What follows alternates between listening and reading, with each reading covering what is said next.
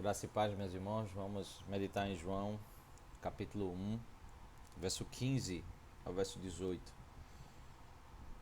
João dá testemunho a respeito dele e exclama: Este é aquele de quem eu dizia, ele vem depois de mim, mas é mais importante do que eu, pois já existia antes de mim. Aqui é interessante que o apóstolo João ele quer destacar a diferença entre Cristo e João Batista. Algumas pessoas estavam reconhecendo a importância do profeta João Batista, mas estavam valorizando demais, como se Cristo fosse uma pessoa semelhante ao profeta, e há uma distinção aqui tremenda entre o profeta João Batista e o Senhor Jesus Cristo.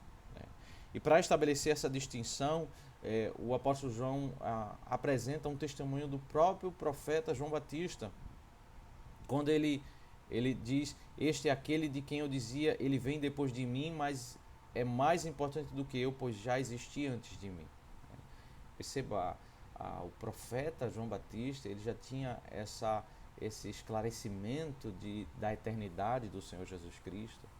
Ele já tinha o esclarecimento de que o Senhor já existia antes dele, que ali ele estava diante não apenas de um profeta, de um mestre, mas ele estava diante do próprio Deus, e ele reconhecia e dava testemunho sobre a eternidade do Deus Filho.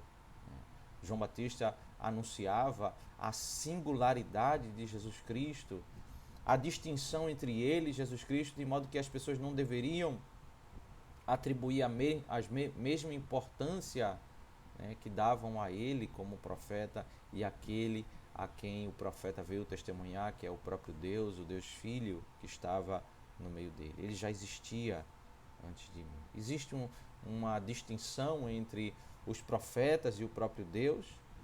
Deus é eterno. Os profetas são enviados como instrumentos para falarem, servirem para a glória de Deus e conduzirem o povo a reconhecerem a glória de Deus, mas o próprio Deus é aquele que é eterno. E aí João Batista segue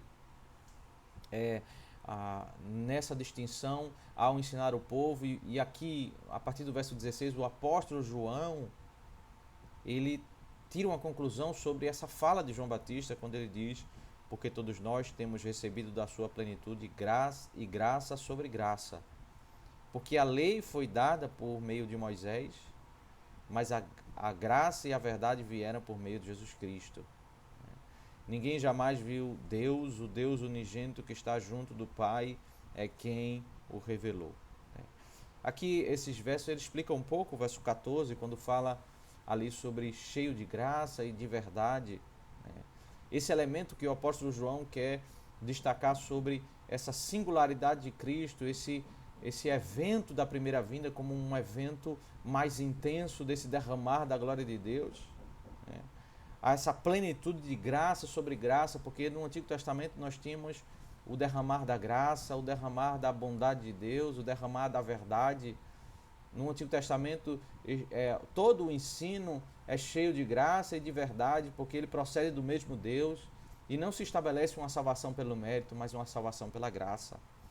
Mas qual é a distinção aqui que o apóstolo João quer estabelecer?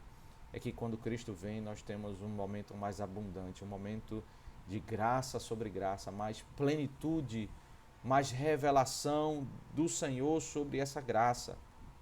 A lei, ela foi entregue ao povo por meio de Moisés. A lei que está estabelecida sobre o fundamento da graça, sobre o fundamento da salvação. Nós não podemos olhar para a lei e imaginarmos que Deus deu a lei ao seu povo a parte da graça.